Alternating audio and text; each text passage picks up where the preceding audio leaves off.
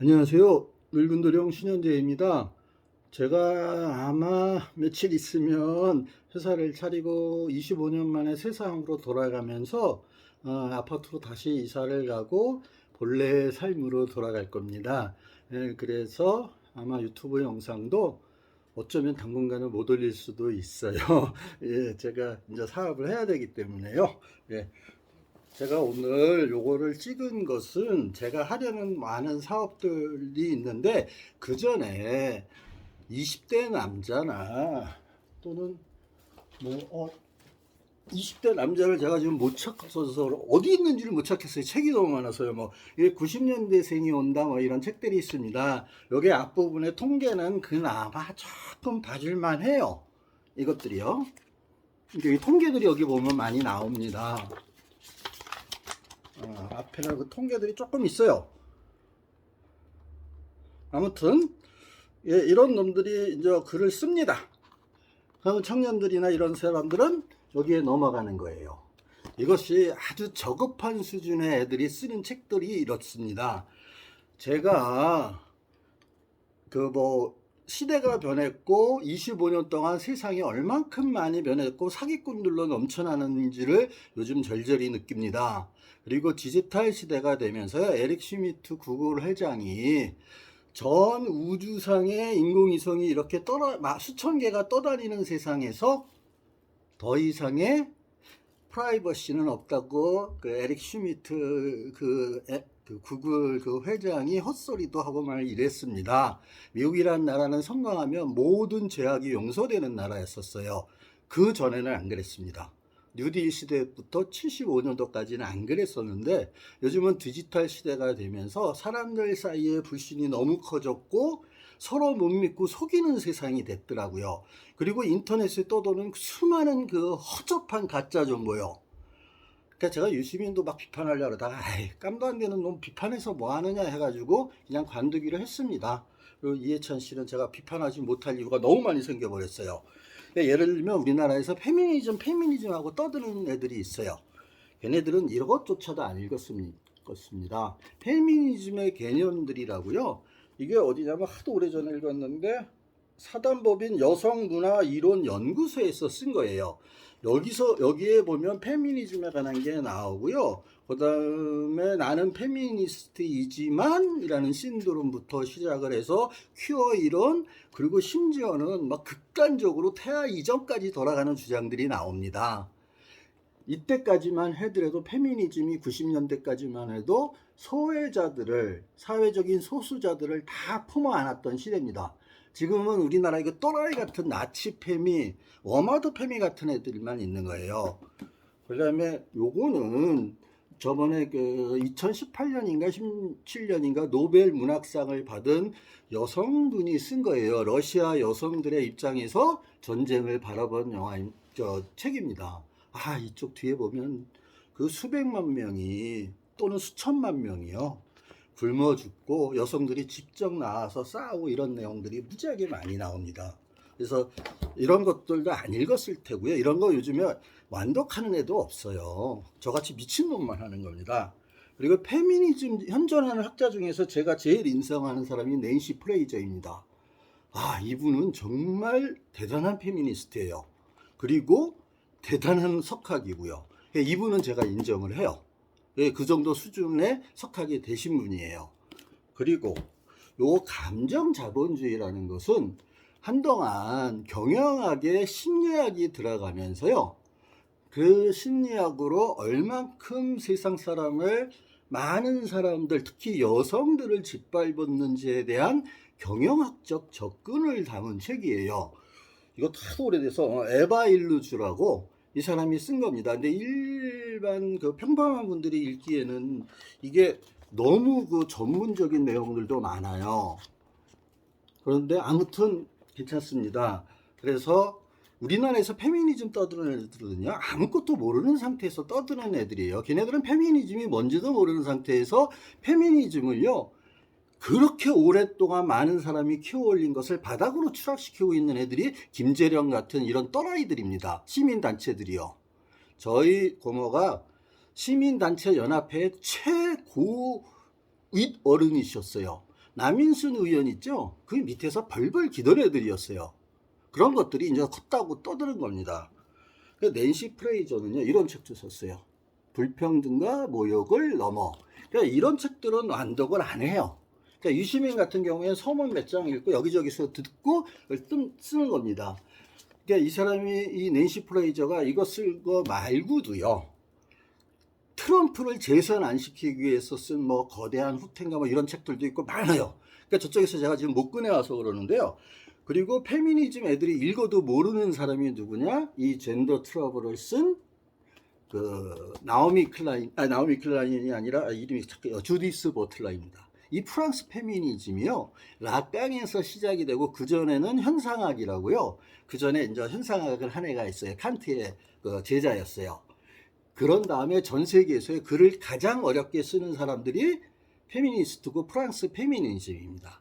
이거는요, 저도 읽으면서요, 정말 고생하고 읽었어요. 그러니까 제가 두 권을 완파하지 못한 책이 딱 두 권입니다. 하나는 뭔가 문화의 위치라는 사람이 쓴 거예요. 이건 세계적인 그 페미니스트들은 다 알고 있습니다. 교수들은. 그래서 탈식민주의 문화이론이에요. 와, 인도의 그 페미니스트 여성학자인데요. 이거는 제가 베냐민의 독일 비회극의 그 기원과 함께 중간에 읽다 포기하고 한 딱 두 번째 두 권의 책 중에 하나입니다. 그래서 인도가 영국의 식민지로, 그리고 여성의 입장에서 얼마나 힘들었는지를 담아낸 게 이거예요. 그런데 읽어도 모릅니다. 우리나라에서 이거를 제대로 읽거나 다 읽은 페미니스트가 있다면 제가 박수를 쳐드리겠습니다. 없습니다. 장담할 수 있습니다. 그 다음에 불의는 무엇이라는 게요, 이것도 여성분이 쓴 건데, 영국의 그 카메론 총리 이전에요, 그 사기꾼이 누구지? 토니 블레어 때 영국이 신자유주의라고 하면서 얼만큼 망가졌는지를 다룬 책입니다. 여성이에요. 이 사람도 되게 유명한 사람이에요. 저 영국에서는. 그래서 데니얼 폴링이라는 아주 유명한 여성학자예요. 그런데 이거를 어디서 번역을 했는지 모르겠지만 21세기 북스에서 했는데요, 배연이라는 분이 옮겼나 봐요. 제가 석학의 책들 중에서 이렇게 번역이 형편없는 건 처음 봤습니다. 그래서 그 책이에요, 이게. 그러니까 이렇게 안 읽어요, 사람들이요. 다 이 책을 이걸 산 놈이요, 요즘은 1%도 이걸 다 안 읽습니다. 그 대표적인 애가 유시민이에요. 그래서 저한테는 깜이 안 되는 거예요. 저는 5,000권을 통독을 했거든요. 완독, 정독을 했거든요. 그래서 아무리 세계적인 거장이라도요, 쭉 들어보면은요, 저거 서문만 읽었고, 어디서 가짜 정보, 유튜버들이 미친 소리 하는 거, 이재명 추진파들이 떠들어대는 거, 요 정도 수준이고요. 제가 장담하지만요, 유시민은요, 300권도 정독 완독 안 한 놈입니다. 그러니까 우리나라에 이런 근본 없는 페미니즘이라는 책이 나오는 거예요. 이분들은 되게 불쌍한 분이고 피해자입니다. 그거는 제가 인정을 해요. 인정을 하지만 이런 사람들이요, 전체 여성들의 지위나 페미니즘을 다 갉아먹고 있는 게 메갈리아나 워마드 출신들이에요. 그래서 이분들은 여성적으로 너무 불쌍하세요. 도와드리고 싶고 하는데, 이 안에서도 페미니즘이 엄청난 갈등들이 있어요. 그게 아까 말씀드렸던 이게 젠더 트러블이에요. 그러니까 사람들이 페미니스트라고 하고 떠들어 다니는 애들이요, 트랜스젠더와, 그러니까 의학적으로 수술이 가능한 다음부터 성을 바꿀 수 있게 됐어요. 그러면 여자하고요, 트랜스젠더하고요, 한 남성을 두고 적이 됩니다. 이런 것들이 하도 많아서 이 주디스 버틀러가 퀴어 이론을 여기서 정립을 한 거예요. 그런데 이 현상학을 쓴 그 이름이 지금 제가 하도 많은 책을 읽어서 헷갈리는데, 있어요. 칸트의 제자였던, 현상학을 처음으로 했던 사람이 있는데, 그 후예들이 라칸까지 이어지면서 그 푸코는 제가 별도로 봅니다. 이 사람은 인류 역사상 이렇게 위대한 석학은 없었는데요, 베냐민하고요. 거기에 그 위에 딜레즈, 가타리, 그 다음에 거기서 좀 벗어난 사람이 네그리예요. 네그리는 철저한 그 선동가였고 마르크스의 열혈 추종자였는데, 그분도 여러 번 감옥에 갔다 오고 그러면서 그때 썼던 게 혁명의 만해 뭐 이런 거 같은 거예요. 그래서 그때 비슷한 그거보다 조금 앞에 감옥에 갇혔던 애가 그 그람시 같은 애입니다. 거기서 그 이데올로기가 그다음에 걔가 쓴 게 뭐죠? 옥중서거인데 거기서 이제 그런 이론들이 나와요. 지금 제가 정신이 없어서 그런데 그래서 여기를 보시면요, 이건 번역을 다시 해야 됩니다. 그리고 재출판해야 돼요. 그래서 제가 교보에 제안을 할 건데 이거는 완전히 다 뜯어 고쳐야 됩니다. 그리고 옛날의 책들이라는 건 뒤에 모든 것이 주나 찾아가기 이런 게 있었는데요. 디지털 세대가 되면서 요즘은 칠판이 너무 형편없어졌습니다. 그래서 이제 이렇게 되는 거예요. 제가요, 우리나라 어떤 누구도 좋으니까 호미바마에 대해서 제대로 읽고 설명하는 페미니스트가 있으면요, 제가 인사드리겠습니다. 정신은 대단한 사람이라고. 그 다음에요, 아름다운 외출 같은 거는 페미니즘의 역사입니다. 이것들이 쭉 나와요. 페미니즘이 어떻게 됐는지 초창기부터 이렇게 막 했던 사람들, 사진들이 많이 나옵니다. 초창기 페미니스트들 뭐 이런 사람들이 나와요. 예. 그래서 요 아름다운 외출을 보면 페미니즘의 역사를 외국, 영국이나 이런 유럽의 선진 18세기, 17세기의 페미니즘부터 알 수가 있습니다. 그리고 요즘에 뭐 한참 나오는 게 발전주의 비판에서 신자유주의 비판으로 해가지고 그 몸의 정체성인가 정치학인가 여성학인가 이런 거를 썼던 애들이 썼던 건데, 이 책도 누가 번역을 했고 어느 출판사에 했는지 모르지만 대단히 형편없습니다. 그러나 저는 쓰레기 중에서도 뭔가 건질 게 있다고 생각이 돼서 완독합니다. 정독하고요. 그러니까 우리나라에서 페미니즘 얘기하는 애들 보면요, 하나도 모르면서 떠드는 애들이에요. 여성 없는 페미니즘이 왜 나왔냐, 이거하고 비슷한 내용입니다. 신자유주의가 되면서요, 그 불경한 삼위일체라는 책을 보면은요, 지난 신자유주의 40년 동안 세상이 얼마큼 남성 우월적이고 철저하게 남성 위주로 재편됐는지를 다룬 책이 있어요. 그게 불경한 삼위일체입니다. WTO하고 그 다음에 IBRD하고 그 다음에 국제무역협회인 그때는 가트 협정이라고 그랬어요. 그것을 비판하는데, 예를 들면은 IMF도 IMF하고 3대 기관을 비판한 겁니다. 근데 세계은행 그 투자은행 IBRD에는요, 그 상위직에는 단 한 명의 남성이 없다고 이런 내용이 나오고요. 어떻게 해서 세상이 신자유주의화되고 남성 우월적인 게 되고, 그래서 여성들한테 여러 가지 불평등을 하는 그 할당제를 하지 않으면 여성들이 살아남을 수가 없는 세상이 된 거예요. 그것을 다른 책 중에 수많은 정치인들이 경제학자들이나 이런 사회학자들이 참여한 책으로는 최고입니다. 또 그게 불경한 삼위일체예요. 거기에 보시면 그게 나오고, IMF도 마찬가지로 그 당시에 딱 한 명만 여직원이 있었어요. 그게 현실입니다. 유엔도 그랬고요. 그래서 강경화 장관이 그만큼 대단하신 분인 거예요. 그 유엔 남성 위주의 거기에서 거기까지 올라가신 분이거든요. 그래서 반기문도 한때는 유명했죠. 근데 나이가 들면요, 뇌과학적으로 또라이가 되는 사람들이 많아요. 그래서 그걸 어쩔 수 없어요. 인간이 그렇게 진화를 해갖고 뇌가 그렇게 구축이 돼 있습니다. 그래서 그런 분들은 어쩔 수 없지만, 반기문 씨가 노무현 대통령의 정신을 그대로 살려서 유엔 사무총장까지 만들어줬으면 좀 인간답게 했어야 되는데, 마지막에 안철수 같은 순사기꾼 같은 애들한테 넘어간 거예요. 그러니까 안철수 같은 애는 어떤 애였냐면요, 그 우리나라 정보통신 업계를 처음으로 하신 분이 제 친구의 형입니다. 그분이 우리나라 정보통신의 대부세요. 그분이 그 정보통신대학원도 만들고요. 그분의 제자들이 그 정보진흥원 원장 이런 거 할 때요, 안철수가요, 거기 담당자 옆에서요, 하루 종일 앉아 있었어요. 투자 받으려고요. 그랬던 놈이에요. 그래가지고 미래기술에서 정상문이라는 사람이 있어요. 이사장이라고. 그 사람이 1세대 벤처신으로 유명한데, 이 사람이 안철수를 키우기 위해서요, 카이스트에 200억을 기부하고 석좌 교수를 시켜주는 조건으로 합니다. 램지어 교수 같은 하버드 대학도 그렇게 해요.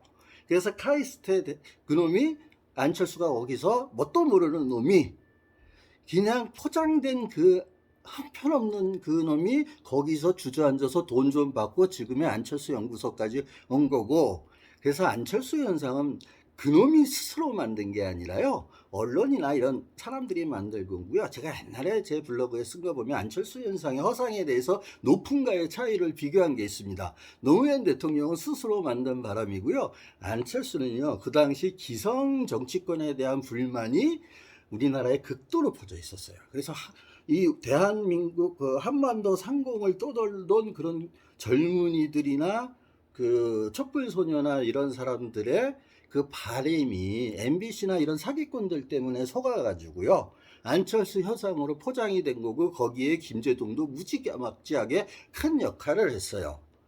그래서 안철수가 이렇게 과대 포장이 된 거고 서울대 교수 갈 때도요. 또 돈을 그렇게 줘서 뭐 무슨 융합 뭐 이걸로 갔잖아요. 아휴, 걔가 뭐 아는 게 뭐가 있다고요.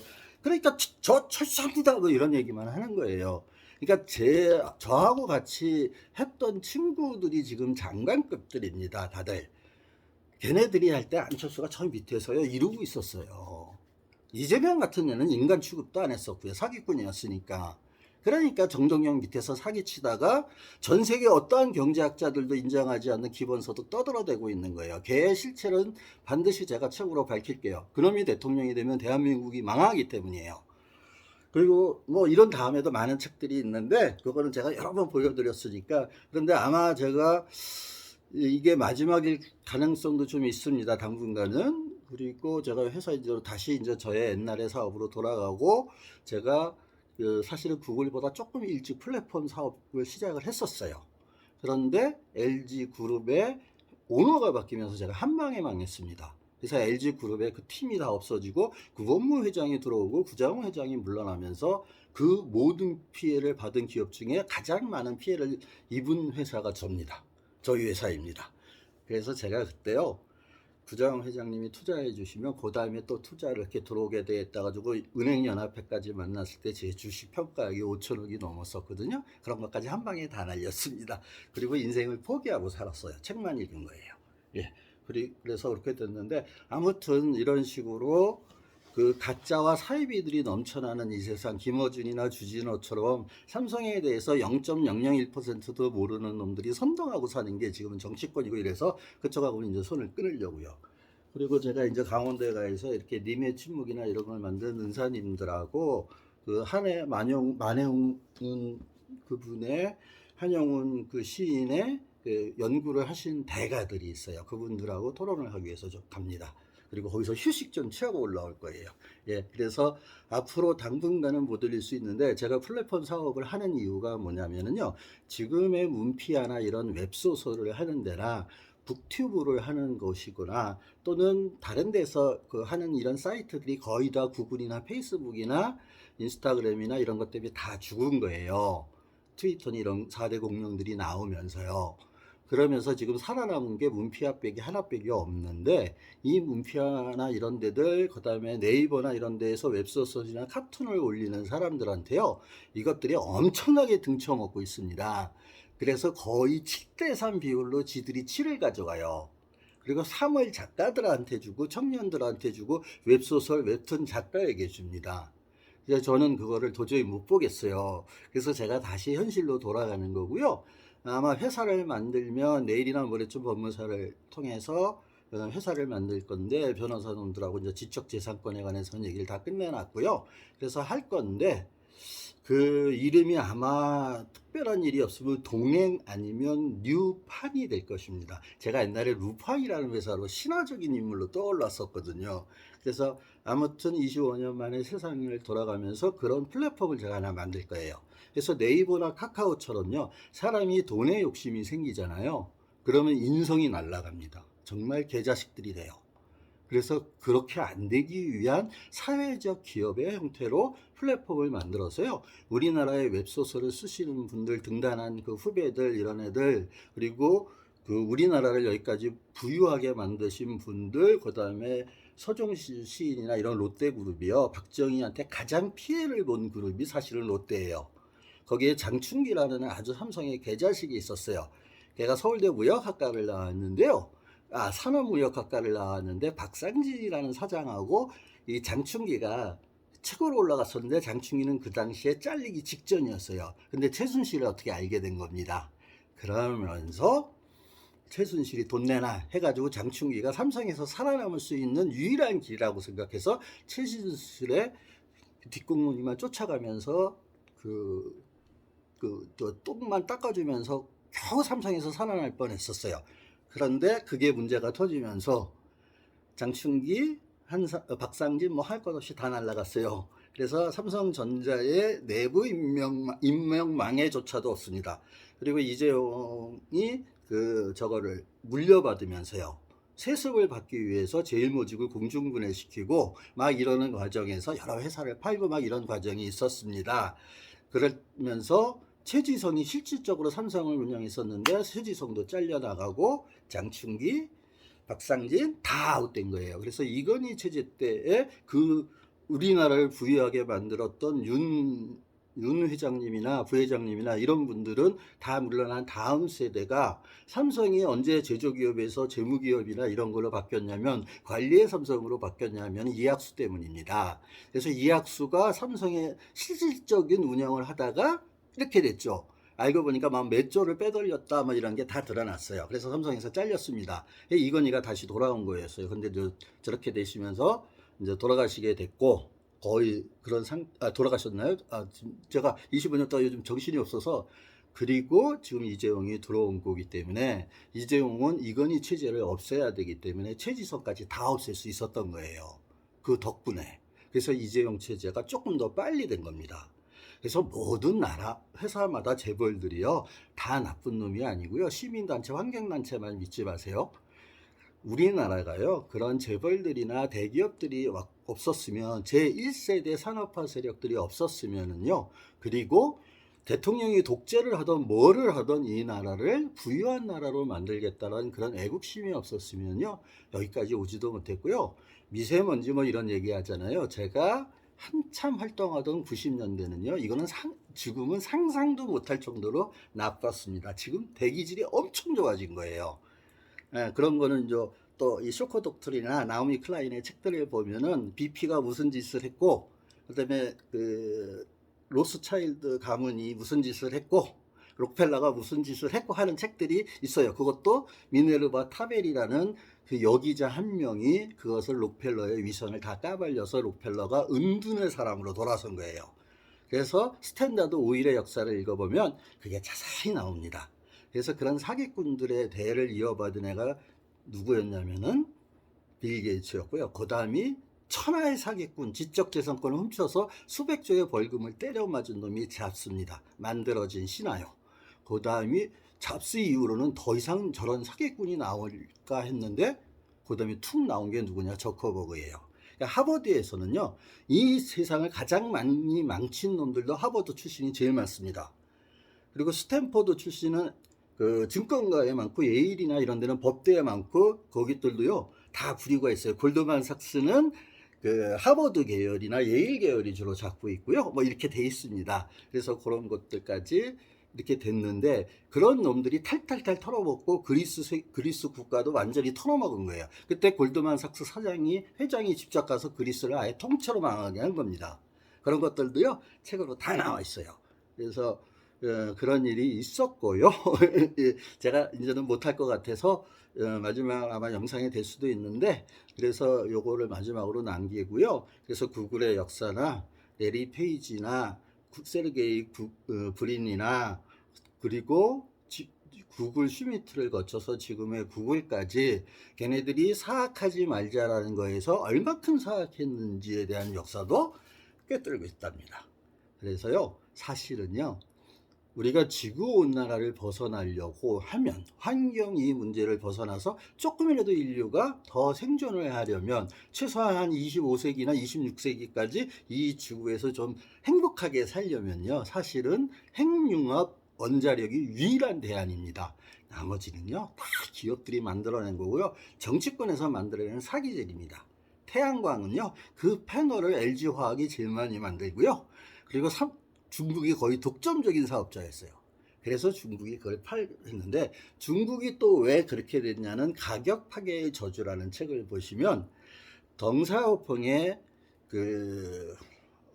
백명렬원이 시카고 학파의 프리드먼의 제자로서 배우면서 한 거예요. 그것들이 잘 나온 책이 가격 파괴의 저주라는 게 있습니다. 그걸 보면 되고요.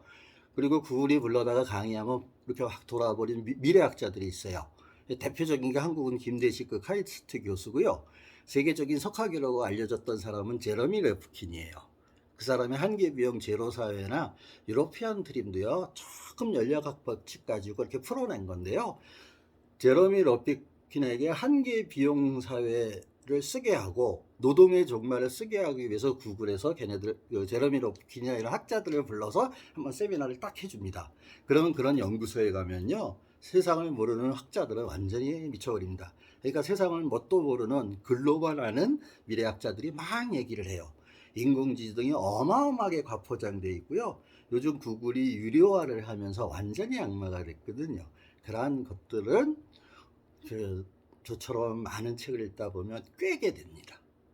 그래서 그런 것들을 제가 앞으로 계속 집필해서 이 우리나라의 젊은이들이나 작가 출신이나 그 웹소설을 쓰거나 웹툰을 그리거나 이런 사람이 해외로 빠져나가지 않고 한국에서 시장을 만들고, 저는 모든 사람과 1대1로 계약을 할 거예요. 그래서 저희가 삽을 가지고 작가들한테 칠이 돌아가게 할 겁니다.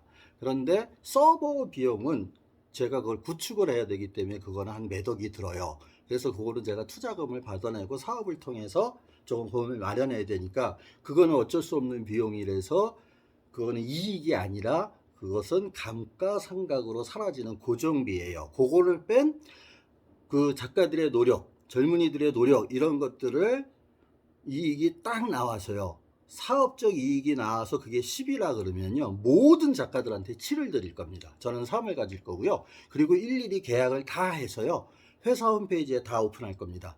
그래서 더 이상 이 디지털 시대에서 사기치는 놈들이나 브로커 짓을 하는 놈들이 더 이상 발을 붙이지 못하는 포탈을 하나 만들고, 그리고 세상에 조금 좋은 일하고 저는 떠나는 게 저의 마지막 역할인 것 같아요. 예, 어머님도 아버님도 다 돌아가셨기 때문에 이제는 조금 그 미래 세대한테, 정말 개 같은 놈들도 많지만 저처럼 세상에 대한 그 미래 세대에 대한 부채 때문에 힘들어하는 사람들도 있어요.